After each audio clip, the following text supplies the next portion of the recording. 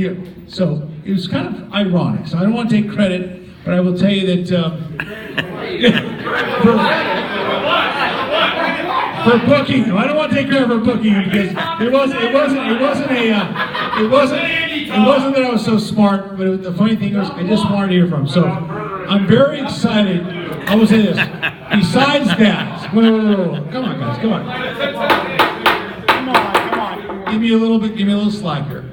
Besides that, current news, Andy's been here a while and he's done a great job, and we've got a national championship men's volleyball team that just kicked the you-know-what out of Hawaii, which is phenomenal. And I'll tell you something, that this guy has been here, and what a great accomplishment. Besides that, we've got other teams that have won. So Andy Fee, Long Beach State Athletic Director, please bring him up.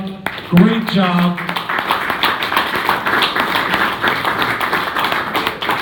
Thank you, Ben. Thank you, everybody, for coming tonight. I know there's a lot going on. My thought is just kind of run through the year so far. So kind of start with our fall sports, and we'll lead into everything here in the spring, and then take a few questions at the end and share what I can. So it's been a great year. We started off the fall really well. I think a lot of people know who Mauricio is in Gracia, our women's head soccer coach, who is just a great community member. His team did phenomenally. He won the double, as we call it, which is the regular season Big West Championship, followed by the Big West Tournament Championship, which is the automatic bid into the NCAA. He had a great year, conference midfielder of the year. A lot of team members coming back. I know he's really excited about that. He's actually taking his team to Paris at the end of May, beginning of June. They'll go on an international trip. You can take an international trip once every 4 years. The Women's World Cup is in France this year, so they're actually going to be training against, I think, Argentina and a few other teams while they're there, so it's going to be a phenomenal way for them to play against some of the best in the world, obviously, get to see where we stack up, and also experience something pretty special. So I'm excited about the women's soccer program. Men's water polo. I'm not sure how many people follow our men's water polo team. Yeah. They had a phenomenal year. Started out a little rough. Was a little rough, but they're extremely mentally tough. They didn't pack it in. They went on a huge winning streak, won their conference tournament, and actually made it up to the national championship tournament up at Stanford Palo Alto. I think it was the first time in 27 years or something to that effect. At 30, it had been a while. So Gavin Arroyo, our head coach, did a tremendous job, and that team worked so hard. I think a lot of people here know Gavin. Gavin's going to be working with the U.S. national team, already is. He's going to be on the Olympic staff. So in 20, when it's in Tokyo, he will be an assistant coach coaching the U.S. national team, which is a huge deal for Gavin, who's earned that, obviously. And it's great for our program. As we go out and recruit, and Gavin does that hard work, it's great to say that you're coaching the best of the best. And I suspect that we're going to be getting some really good players in addition to the ones we already have. Basketball season, I think we've talked about that here before. This upcoming season's a big season for men's basketball, especially. I have high expectations that this upcoming season is one where we make a move back to where I think we all want the basketball program to be, which is playing on Saturday night at the Honda Center.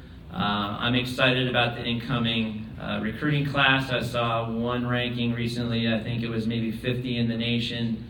There's some pretty good talent coming in. We had a point guard who sat out as a transfer last year. Obviously, losing Deshaun Booker is not an easy one to replace. But I think Colin Slater, he's a transfer from Tulane, should fill in quite well for him. I know if you talk to the players and they talk about guarding him in practice, he is going to be a handful. Smaller guard, a little bit like TJ Shorts up at Davis. I don't know if you saw him play. He was one of the better players in the conference. So excited about that. Women's basketball won a first-round game in the tournament, so that was a lot of progress for them. Essentially, the entire team is back. I think they have 11 players coming back and some new folks coming in. I know Jeff's really excited. This is a big year for him. Kind of glance past women's volleyball, but I don't want to pass them up. They just finished, Joy, I was talking with Joy today, for their 2020 class. So they've obviously got the young women coming in this year, but they've also, as this day and age, you're getting verbals and you sign so early now. The 2020 class is a big deal, and I can't speak in specifics, but there might be a relative of a men's player that'll be on that women's program that's a pretty good player. I'm trying to speak in code right now, but we're not setting the ball. But No, we won't tell anybody. yeah, so No pressing. yeah, exactly. Only Right got there. on the back. So then kind of segueing a little bit, and I'm not going into everything, but kind of looking at the spring, women's tennis is having a great year, and that's a really strong program for us. I believe 15-4 right near on the year, so they'll be heading out to the desert here soon to compete for the Big West Tournament Championship, and it's wide open in terms of the top 3 teams. I think it's been a weird year of who's beat who in there.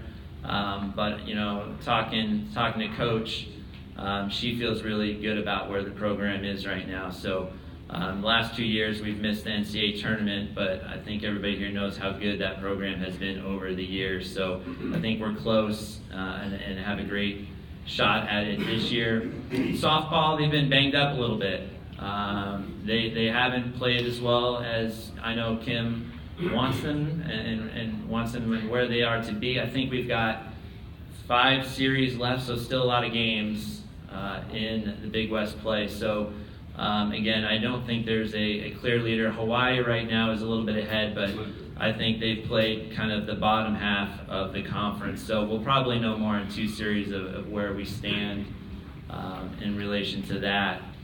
But let's get to baseball, right? Yeah. So I kind of see how quick I went through there, and I left a lot of people out there. But last week I did make a change. I think everyone has seen the news that I announced making a change in leadership with our baseball program. I know there's a lot of questions. There's not much I can say, and it's not necessarily that I don't want to say, but there are privacy issues, and it's privacy in respecting Troy Buckley's privacy, since it is an employment and personnel matter. You know, I don't want to put him on the spot, but if he wants to talk, I would suggest maybe talking to him. I just can't say anything about it necessarily. What I would say is coaching in general isn't always about wins and losses. It's about a lot of things. You know, when we look at all of the programs, we just don't say, well, we won this many games and we lost that many games. You know, we want to see where the graduation rates are. We want to see where we are with compliance. I mean, we want to see the entire program. So, you know, we're always assessing, always observing. You know, I will say, making a change mid-year, that is the last resort, in my opinion, as an athletic director. I don't like to judge other athletic directors, but I'm always, when I see it happen, it's the last resort. So that's what I'll just leave it at with that. It's not something that I want to do. When I went into the locker room to tell the team, I said, be angry at me if you want. I get it. This is not what you want to be dealing with from a player perspective, a student-athlete perspective, but I'm here because it's my job to make the decisions, and sometimes they're not easy, sometimes they're not popular, but I am tasked with the best interest of the program.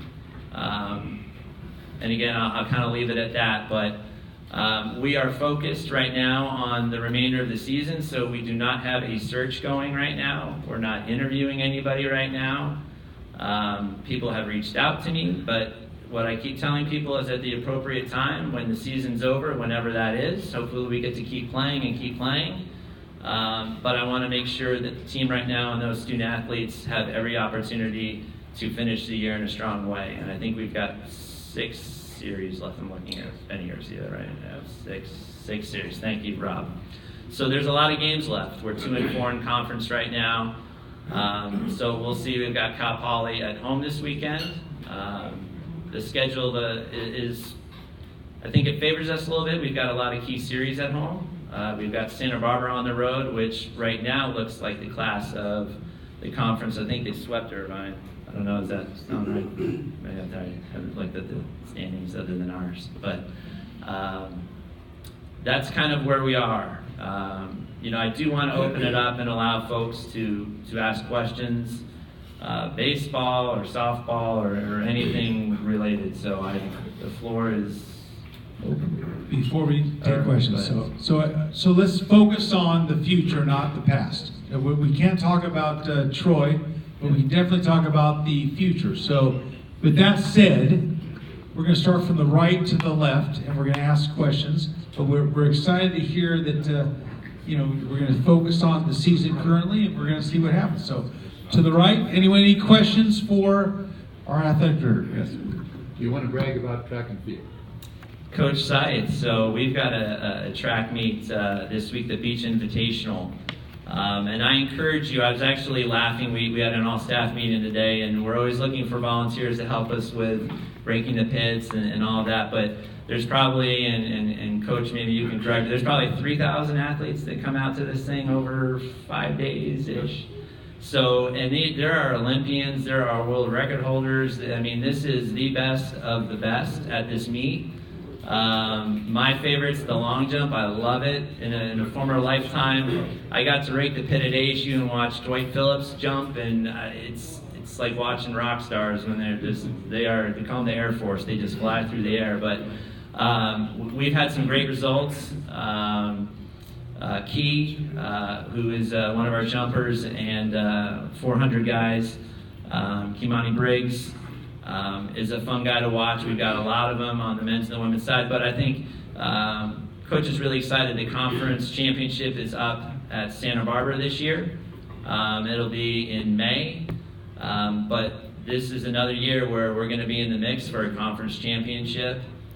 So I would encourage everybody, if you can come out this weekend, you can go on the website. It has all the information on when the events are. We're also going to be inducting some people, Coach Scythe, into, I think he's creating the Beach Invitational Hall of Fame.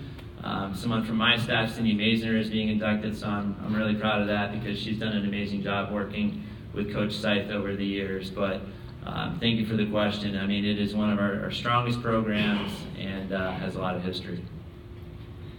Over the last weekend with the terrific success of the men's volleyball effort, I mean, those were 2 nights in the pyramid that people that attended will just never forget.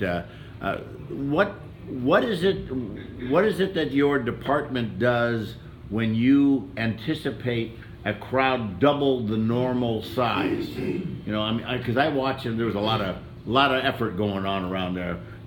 Who's running that show? There's got to be a lot of hands on that one. So Mark Edrington really is the architect of all of that. So if you haven't met Mark Edrington, he's our Senior Associate AD for operations, and basically he runs the pyramid and every venue, his staff. So they're responsible for working with the ticketing staff to find out how many people are going to be there and then staffing appropriately. So that requires getting enough ticket takers and selling tickets and moving people around, right? That's part of it too, is getting the lines and walk-up ticket sales is a big deal for volleyball. So it is organized chaos in a little bit of how it goes. But really it's a lot of just hard work and people who love their jobs and are willing to put in extra time throughout the week to make sure everything is ready. It's really exciting when we can have crowds like that, and thanks to all of you who come out and support all of our programs. But obviously last Friday and Saturday night, I got a text from the Hawaii AD Friday night late, and he just said, "Congrats, it looked like a great environment." And when I get a text like that, it's not about me, it makes me proud for our team, for our staff, for our fans. When one of my colleagues recognizes our community that means it takes a village. I always say that. Nothing that happens Friday and Saturday happens without everybody.